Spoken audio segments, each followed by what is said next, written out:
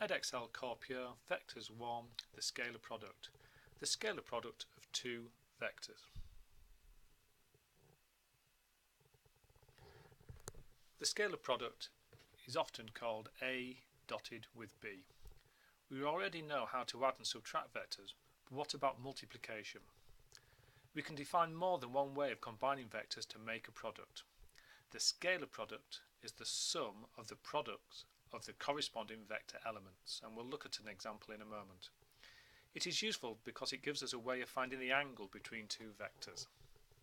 We use a dot symbol to indicate this operation, and it's often called the dot product or the scalar product.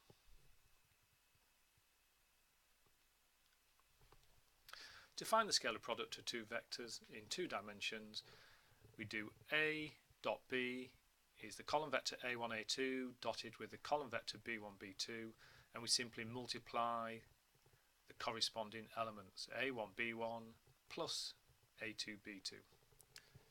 So for example here, if we have the vector A, which is 4, minus 1, and the vector B, which is 1, 2, and we wanted to do A dotted with B, we'd take the column vector 4, minus 1 and dot it with 1, 2.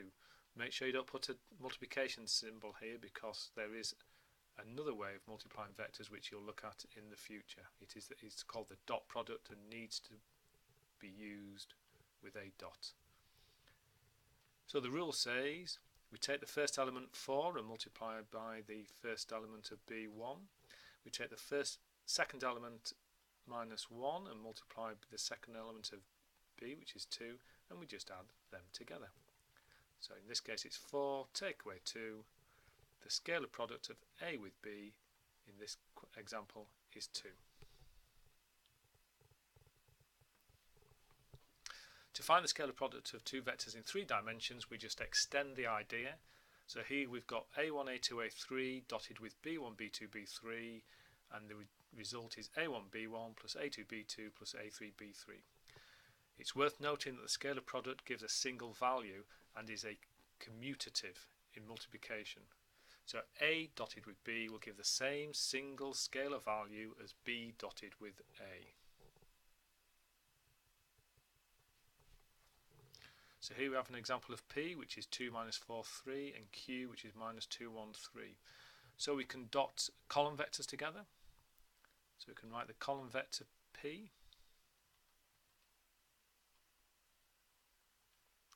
and dot it with the column vector minus 2, 1, 3.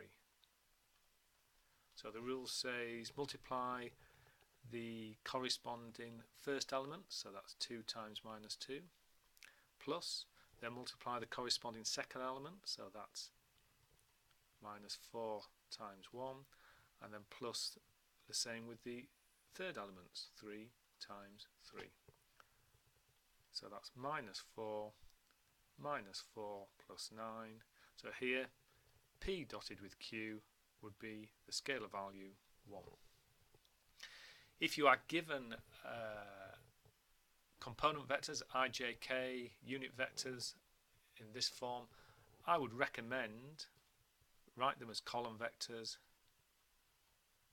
and then dot them together. I think you'll find it a little bit easier to get the corresponding elements. Notice here we've got 3, for example 3, there's a 0 in the j, minus 1, and that's, I think, just a little bit more obvious with column vectors. So multiplying the first two elements, 1 times 3, plus multiplying the second two elements, minus 2 times 0, plus multiplying the third elements, 5 times minus 1, gives us 3, add nothing, take away 5, gives us the scalar value, minus 2.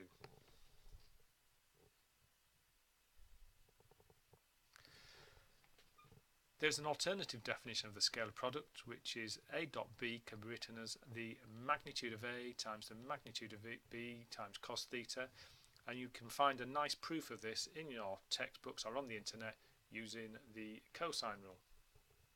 It's a really important way that we use for finding the angle theta between two given vectors A and B, and we'll be looking at that method in the next video.